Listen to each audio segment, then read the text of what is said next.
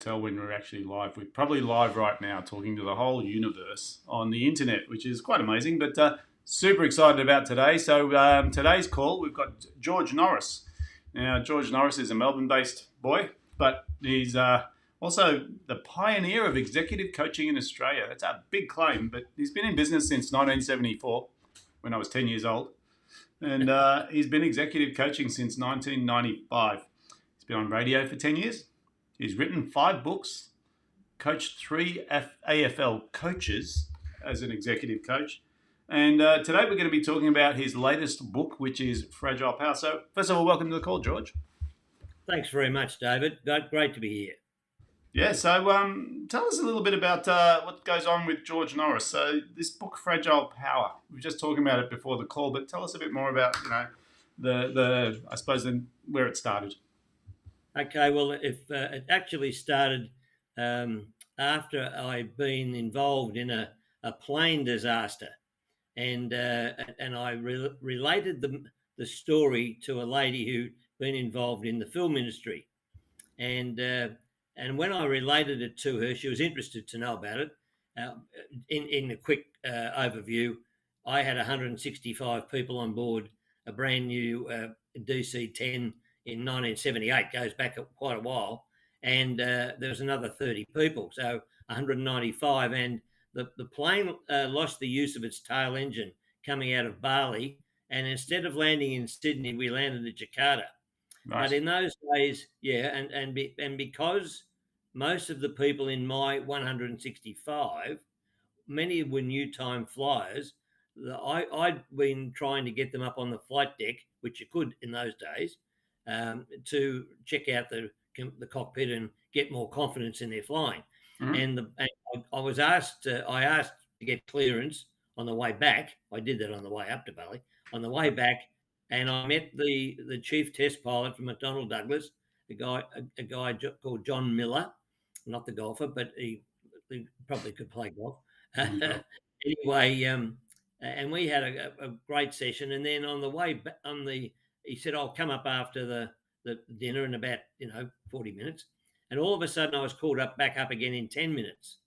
Yeah. And this is interesting. Whenever a manager or a senior person says, "Come in, shut the door, and take a seat," you know it's a serious discussion. Yeah. So I opened the door and he said, "George, shut the door and take a seat." And I froze.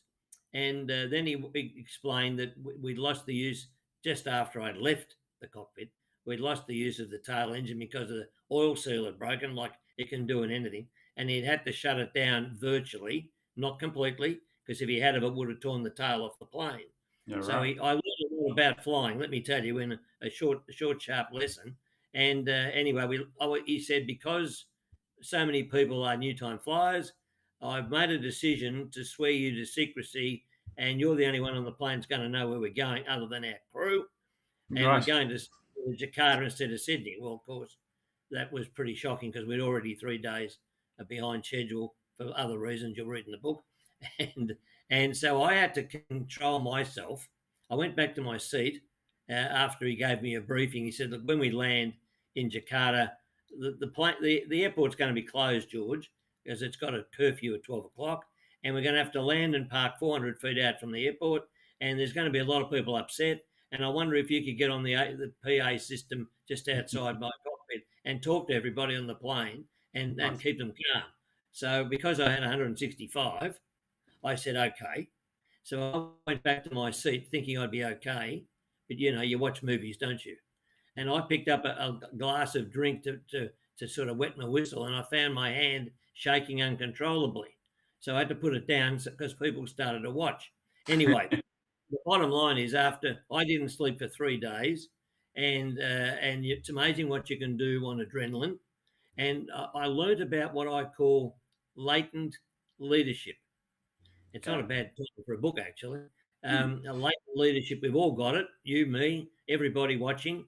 Uh, you've got more than you think, but often you don't know until you're thrust in the deep end of the pool, and you find you actually have to swim. Yeah. And Right. so I had to take charge of all these people, and actually, because we'd left Indonesia, we had no visas at that stage in the world to get back in. So I had to ask 195 people to give me their passports. Right. Now, and then I had to make a decision to leave all their luggage on the plane because it would take another 2 hours to get it in, and they understood. So I learned a lot about me, and I learned a lot about behavioural science and how people react under duress and stress, Yeah. etc., which helped me through the pandemic, I might add. Anyway, the title, when she heard the story, the lady said, "Oh, I've got the title for that. It's wonderful." I said, "What's that?" She said, "You should call it Fragile Power, and it should be a film." I said, "All right, yeah, okay." So I kept that title in my head, and when the pandemic happened in 2020, well, I started. We were locked down 1, 2, 3, 4, 5 in Melbourne, which was just super. You got no idea, and lockdown 6. So I started to think, what am I going to do in lockdowns? And I just turned 80, 80. So Right. I got out my working book that I'd started to put notes in, and I wrote Fragile Power, which is my 60 years autobiography in business. And of course, the core of it is what I've just told you, is about the plane disaster, which I learned so much about me and about other people, which has also helped me, David. It's a really interesting question you ask, because it gave me an insight about coaching people who are under enormous pressure and under enormous stress. And Right. I learned how people cope or don't cope. Okay. So really, like, I know you held up the book before. It's a pretty fat book. There you go. It's not really like it's just the story of the aeroplane. I think there's a fair bit more in there. I think when you sort of 433 pages, and there's 3 parts. Now I've made it. I've just explained that. There's 3 parts. One, my career at Caltex Oil is part 1, which I call the management cadet, because that's how I started in business. And then the second part, as the lockdowns continued in Melbourne, I wrote The Intrepid Entrepreneur, was when I started my own business in 1974. Yep. And then we kept having lockdowns, and I finished that. So I called it The Corporate Coach Part 3. And of course, that's how the book sets out. And it's got 40 case histories from around the world in it, all authentic, obviously, with a lot of leadership. After every case history, there's 5 leadership lessons that I've put in bullet form, so people can have a summary of each case history. Great. So that's what the book's about, and it was really quite a challenge. The last bit about that, I guess, is one of the biggest things I've done is run the corporate conferences for John Bertrand, who was the skipper of Australia 2.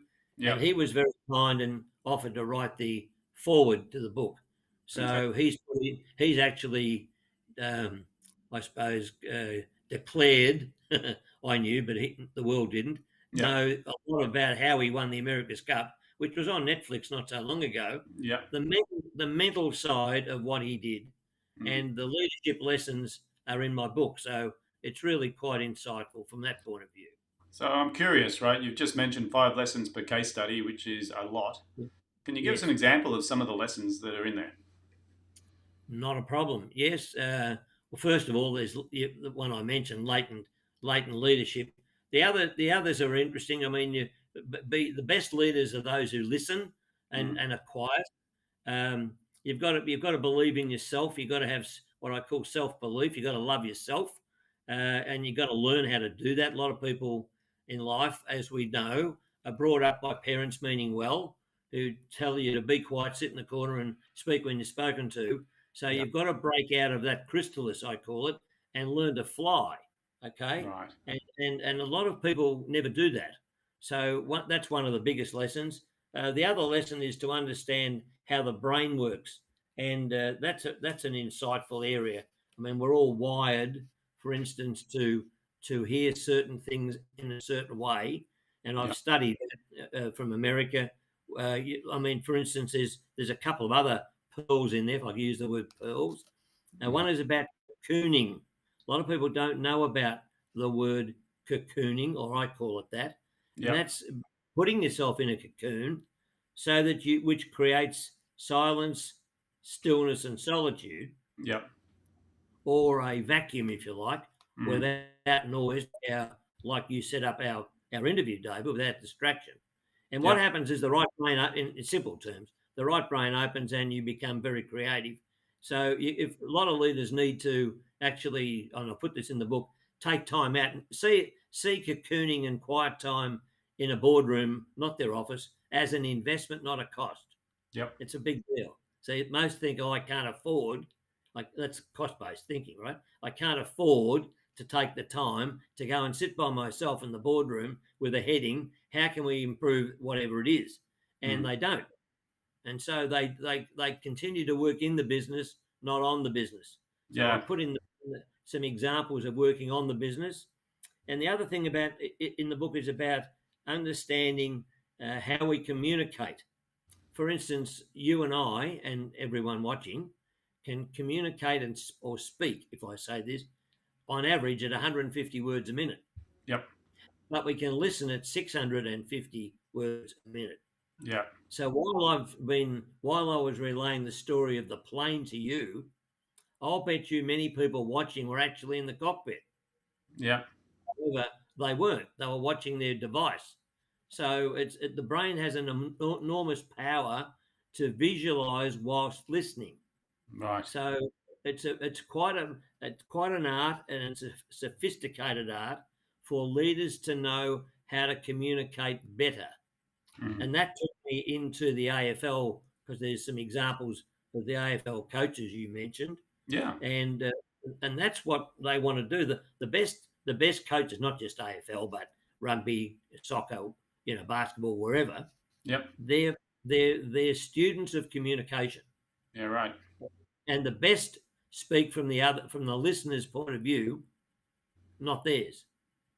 So you have to use a lot of empathy and have what now it's well known, emotional intelligence, to use empathy and put yourself in the other person's shoes, and speak from their position, because that way you get better willing action instead of telling them what to do, so to speak.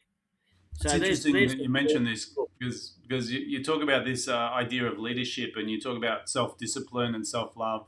You talk about time out. So I think for a lot of people, they don't really grasp leadership. They think management. They don't think leadership, because management is getting stuff done. Leadership is setting direction. Now, it's a bit of a solo journey for a lot of people, isn't it? When you sit down in front of in a room with the door closed and nothing to interrupt you, and you've got to create. There's no to-do list for this. That's right. In fact, that I know of, no one teaches it in the world. That's a really big statement. I don't know any university that teaches it, because it's sort of seen as by many leaders as inadequacy. Yeah. It's like coaching. Many leaders don't want to be coached because they think, it's now changing, I might add, they think it's evidence of weakness or of deficiency. Yeah. When in fact, Usain Bolt wouldn't have run what he would have run. Jack Nicklaus wouldn't have played how he played. Michael Jordan wouldn't have dunked what he dunked, if I can use that word. If they hadn't have had coaches to help them, if you like, polish the gem, and that's what I use as a phrase. Everybody in the world's a gem. Yep. Leaders, you pick up, you make a really valid point. Most people work in the business as a manager, not on the business as a leader. And I might add, as a creative leader. So you've got to have a lot of courage to be a creative leader. You have to know you're okay, I call it. I often ask people I coach, David, very first question, and they are a bit flummoxed when I ask them. I say, so how full is your glass of I'm okay juice? And they look at me and go, sorry? And I say, I'll say it again slowly for you. When they're on 700,000 or $1 million a year, doesn't matter. How full is your glass, right? How full is your glass of I'm okay juice? Yeah, right. And you'd be surprised how many the juice level is low. So they're actually like a duck on water, cruising along, but their feet are going like blazes underneath, trying to do the job properly. So they need more help than they think. So the best leaders are those who know they need to have themselves polished because they're gems so that they shine. But it's hard sometimes. Some people want to be dull gems. Yeah, They interesting metaphor. Dull yeah, gems, huh? yeah, that's right. That's right. Yeah, so it's interesting because as you talk about this, sort of what comes to mind for me is this lonely journey for the leader. Yep. This idea of, you have to literally be comfortable in your own skin to lead. And so it's not about learning how to inspire people, it's learning how to be inspiring. It's learning how to take risks. It's where, like when you talk about working on the business, and I've been doing this gig of coaching for 23 years. Yes. And my first tenet when I work with someone is you need to allocate time to working on your business. And they go, yeah, no problem. I said a minimum of 4 hours a week. And I go, yeah, we can do that. And I go, great. And then I say, now we need to define what that looks like. Because for most people working on the business, their interpretation is inaccurate. Because they go, I went out and found some new clients. I'm working on the business, or I'm employing a new person. I'm working on the business. And I go, no, they're all operational tasks. Working on the business is developing new strategy. Working on the business is improving yourself, understanding new markets, and going and finding things that don't already exist. So it's quite a challenging role for someone to work on the business if they don't really understand what it means. Well, and that's an interesting insight you make because yes, they think working on the business is doing. You see, a lot of people love to do. A lot of leaders I find like to be busy. See, there's good. Busy doing. No, how about thinking? You see, they see thinking as a waste of time and a cost. How can I afford? Listen to these words. How can I afford to take the time out to think on the business? Yeah. Not like the old, gem. You can't afford to train your staff. What, you're kidding? You can't afford to have staff that aren't trained. That's been around for years. So it really comes back to the leaders of the future are going to be the best who have their own insight about themselves. They've got to be understand what the role is, and that's a really interesting line I've just used. What is your role? See, what is the role of the coach? You and I, if you want. And my role, I tell people, is to grow people and businesses. Yeah. See, and they look at me and go, I say, yeah, well, you're really a plant, and I've got to grow you so you rise up, Jack and the Beanstalk type of stuff. And I said, so what's your role? And they'll look at me and say, to make a profit. No, it isn't. That's the result of the people who work here. Yeah. Right. You've got to control. You've got to grow them. So the role of a leader, in fact, is no different to us. But it's a bit of a worry in this way. The role of a leader is to grow the people in the business so the business can grow. Otherwise, it's stagnant. Because if you're not doing anything, you're out of date, right? Well, you and I know that. So they've got to take courage to know that. So I find that, if they grasp that business to grow and what their true role is, they actually change the value set that they have for themselves. Right. Yeah, they do. So they've got to know. No, it's not the bottom line. That's the outcome. That's the outcome. It's what you do to create the outcome. And one of the biggest problems that I'm seeing around the world that I'm reading and researching, and in Australia, are CEOs who have been promoted through the Peter Principle. Are you aware of what I mean? Yeah. Okay. I've been around for a long time. well, because they've been, I'll give you some easy examples. Because they've been the best CFO or IT, CIT, or salesman, they're promoted to the next level of management leader, but they haven't got the capacity. So they're into a level of incompetence versus where they were competent. And it's not their fault, right? It happens to captains of cricket teams, etc. And so you've got to be careful you don't promote the best batsman or the best bowler to be a captain, but you've got to promote the person who's got the best leadership skills. Yeah. And we're seeing this in the Australian team, if you like. That's been going on for a while now. And I haven't written the article or the articles, but everyone who can read can work that out. So, yes, they need to have the right skill level. Yeah. And the biggest single thing I'm finding, David, that's missing Mm. is with leaders at the moment, and is the ability to have emotional intelligence. Now, that's not mine. That's Daniel Goleman's. You know that from Yeah. Harvard. Hmm. But I'm a disciple of that, if you like, and I see so many left brain CEOs coming through from IT, engineering, finance, etc., who are Yep. great at analytics and detail, Mm. but can't talk to anybody, and it can't have a discussion, can't communicate properly. That's the point. And a Yep. couple of AFL coaches asked me to help them in this area. Mm. So because I mean, Neil Danaher is a classic. He's very sick, unfortunately, but I worked with him for a number of years, and he asked me to help take him from the left brain to right. Neil is a brilliant IT person. No, not many people know this. Yeah. So before champion data were invented, he was a pioneer in that, and Okay. he wanted me to help him move across the scale, and Yep. finished up being called the Reverend. There you go. Yeah, it's a big area, but it's not easy for left brain task orientated CEOs to become good at self awareness, like Hmm. what's around us, self regulation, control their impulses, uh, be better organized in time management. Some are terrible, Yeah. uh, especially have high empathy, number four. And the last, have good social skills and be able to influence others for the others' reasons, not theirs. Yeah. Because Gotcha. otherwise, it's sort of dictatorial. You will do instead of getting people to accept and do willing action. You follow what I'm saying? Yeah, I So do. that's the biggest help I see that CEOs really need, and they've got to maintain that, uh, if you like a plane in altitude. Yeah.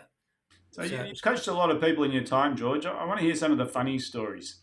I want to hear about some of uh, the things that were a bit unusual or a bit outside the box. okay. I'll give you a couple, and I know the people that I'll use some AFL stories because they're gorgeous.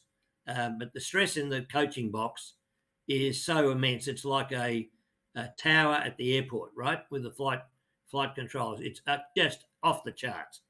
And I was asked by Neil to go in the coach's box when he was coaching Melbourne many years ago, Yeah. and I picked up that you're not going to believe it, and he didn't believe it, and he was so thankful.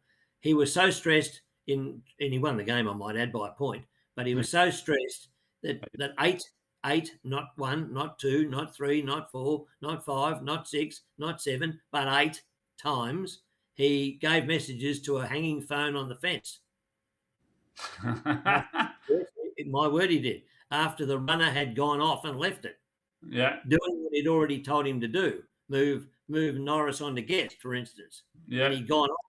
And then he said, "I want you to move Bill on to," and there was no one there, and he Right. had no idea that the stress in his life and in the box was creating that behaviour. Yeah. Right. So when he was tired, I didn't think he'd ever want to talk to me again. He said, "So how did I go? What happened?"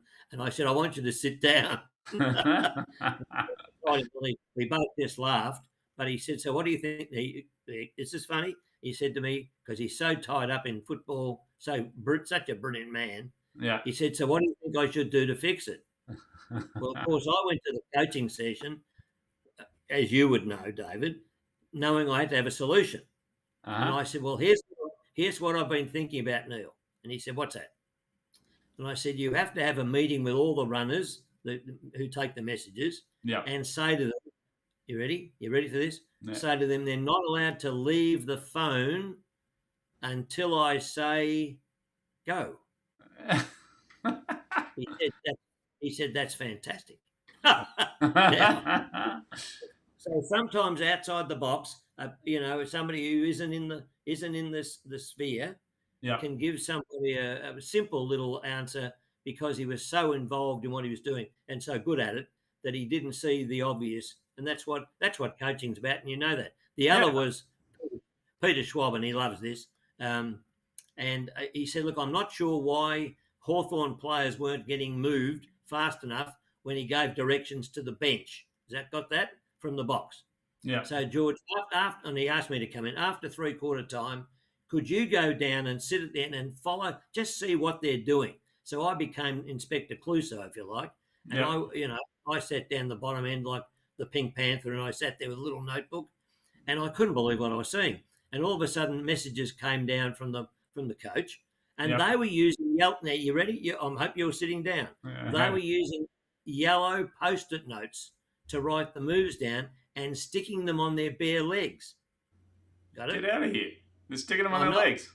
I'm actually. This is 2004, and all of a sudden, a great puff of wind came and blew them all across the. It did all on the floor, all under the seats. Well, you should have seen it. It's the funniest thing you've ever seen. I They're can trying imagine. to. They're trying to find the moves that the coaches in the box wanted to make to win the game, and the club, turns over 100 million. Yeah. And they've got these Scary. post notes flying around in the wind. Scary. So but it was to his credit, his initiative. Something was going wrong. And the guy down there was a qualified psychologist. I don't know whether that means much, but that's a joke. He was the one writing the notes and putting them on his legs. Yeah. So anyway, there's a couple of funny stories. I thought they just Amazing, isn't it? So really, I suppose what you're highlighting through these stories is that even leaders can't see everything, and they're not expected to be geniuses. They're really just playing the game full tilt. And by getting an external person in, all they're really saying is, I'm playing as best as I can. I'm humble. I know I'm not the best. I could be better. Yeah. What do you see? Yes. Yeah, well, correct. That's right. And they're so consumed. I mean, I feel for them, really. They're lovely men. In this case, they're lovely men. They're lovely people. They live it 24/7, and you just hit the nail right on the head. They need somebody outside who isn't the coach of the club or the team to come in and see it from another set of eyes. And I mean, I can tell you now, I could go into any coaching box of any sporting group in the world. This is a big statement, and I'm sure I could find 10 to 15 to 20% of incremental performance just from how they communicate on the bench or in the coach's box. So you've tied in an interesting sort of loop here with communication. It's come up a couple of times during this call, and I think when I try and explain to people what the leader's role is, I say, look, your job is to carry the candle, right? You have to actually, first of all, construct in your mind where you want to go, and you have to remind everyone on your team which direction and why you're going there. And so that is just constant communication, isn't it? It's not even just talking all the time. When you say communication, you said an interesting thing as well. One of my favorite quotes around leadership is you can tell the quality of a leader by the number of followers they have. Yes. Not by their character and not by the way they speak and not by their charisma, but by the number of followers. And I think that's a really hard measurement for a lot of people because they're saying, well, I need to be stronger as a leader. And you go, well, you need to probably listen more, as you touched on. You need to be more aware of what's not working and you need to fix problems. Yeah. Especially, look, there's a piece of information I'm happy to give it on this interview. Look, it's not new. It's been around for many, many, many years. It's probably one of the most important pieces of information I've ever learnt, and I use it in coaching. I'm happy to share it with you, David. It comes from Rudyard Kipling, the famous poet and writer, English Indian person, and I'll recite the poem. Okay, I kept 6 honest serving men. They taught me all I knew. Their names are what and why and when and where and how and who. Now, funnily enough, I was taught this many years ago, and I use it all the time. When you start questions, they're open questions, of course, beginning with any of those 6 words, you cannot get a yes or no answer. Yeah, right. But you have to, if I can be a bit blunt, shut up. You have to zip. Because what we find happens in real life is, how did the day go? Good? Listen to what I'm saying. Who did you have lunch with today? David Guest? How did the interview go? Was that good with David? So, and you get this on television. A lot of people ask the open questions, but for some weird reason feel inadequate that someone's got lockjaw and won't answer it, so they answer it for them. How was today? Good. Where'd you go for lunch? Harry's. How was school today? Good. Follow? So instead of saying all right, we'll use one. How was today's interview go, David? Good. You see? You see what I mean? Yeah, Yeah, you've yeah, got to, but you've got now it's deep. I'm going to go deep. Okay, you've got to have the self assuredness and confidence yeah, and self awareness. Sorry, I'll say it again. To shut up, to yeah. not answer the question. You've Mm, got to know why you asked the question. Now, this creates relationship building, and that creates followers, which you just rightly say. So I find the best leaders are those who know Kipling. I just use that as a code word. You've been using Kipling. Oh, George, it's unreal. Yeah, but what are you got to do? You got to listen. mm, There's no point using it. The worst leaders are those who talk all the time. yeah, The best are those who ask questions and then be quiet and take it in. And of course, listening, and Ed, you asked me about Ed Davis earlier. Uh, a big part of listening is eye contact and active listening, yeah, not turning away. And I've talked to and talked with and coached many leaders who didn't really understand that they weren't listening. I'll do this now on video to prove the point. You come into my office and I'm on the computer, right? You see what I'm doing, yeah, and you say, "Hello, George. How are you?" And I say, "Good, good, thanks." See what I'm doing? Yeah. What? How can I help you, David? And all of a sudden you say, "What the hell am I here for?" Now that's going on trillions of times around the world. I just did that then. Trillions. yeah, And all of a sudden we think, why don't they follow us as a leader? Why don't they respect me? So listening leaders get respect. yeah. That's what listening gives you. It gives the other person respect. So if you're doing this, you're not giving the follower respect, so they won't follow. Yeah. It's interesting Okay. stuff, isn't it? Quite deep. And of course, most of the information you and I talk about is intangible. Mm, See, you can't touch, feel, and smell it. It's all attitudinal, behavioural. But 100%.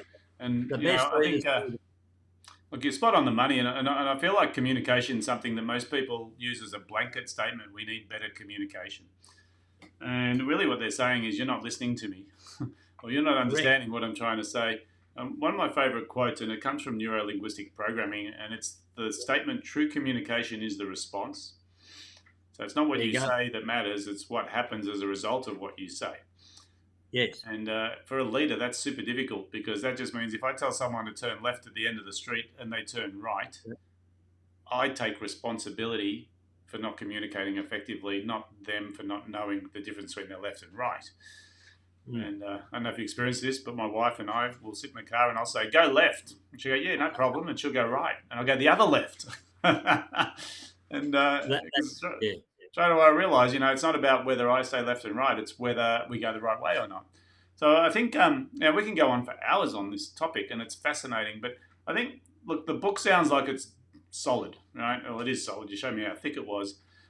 This whole notion of leadership, Yes. I think most people undervalue what leadership actually is. Because for me, I look at a business owner, I say, when you work in your business, or if you're self-employed, you're employed, right? As soon as you start to realize leadership is the key skill, which is, how do I attract high caliber team members? How do I make sure that they're productive? How do I make sure that we're in the game all the time? Because the economy goes up and down, right? Good leaders just ride the wave, right? So they're not sitting there going, oh, the economy's tough. They go, hey, the economy's going this way. I'm jumping in. We need to change. We need to pivot. We need to do all these different things. But that requires quite a lot of self-discipline, doesn't it? Because that leader has to be at the helm, not in the engine room of the business. Well, an interesting idea or model pops out of what you've said. During the lockdowns and the pandemic, I wrote a couple of LinkedIn article posts Yeah. About well-being. Okay, Mm. and I'm also, if you like, an advocate of Abraham Maslow, Dr. Abraham Maslow. Yeah.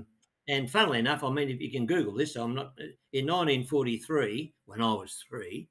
He actually, and I don't care anymore, you see, because you can't get wisdom at 24. Really, you get it at about 84 anyway, or 74 or 64.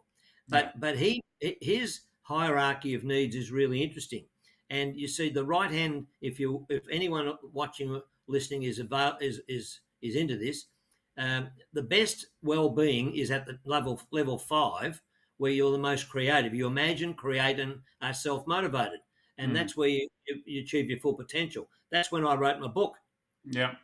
See? And so I was suggesting to a lot of people, when you're, if you like, suffering anxiety, your well-being is not all that good, you need to be doing something that's imaginative and creative.